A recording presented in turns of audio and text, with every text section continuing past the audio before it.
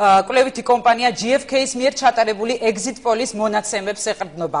ირაკლი ალასანია ალიანსის საქართველოსათვის მერობის კანდიდატი 18%, გიორგი თოფაძე მრეწველები 4%, გიორგი უგულავა ერთიანი ნაციონალური მოძრაობა 60%, ზვია ძიძიგური ეროვნული საბჭო 7%, გიორგი ჭანტურია, გიორგი თარგამაძე, ინგა გრიგოლია ქრისტიან-დემოკრატიული გაერთიანება 7%, გიორგი ლაღიძე პოლიტიკური პარტია მომავალი საქართველო 0.2%, თამაზ ვაშაძე 0.4%, დავით იაკობიძე 0.1%, ნიკოლოზ ივანიშვილი 0.6%.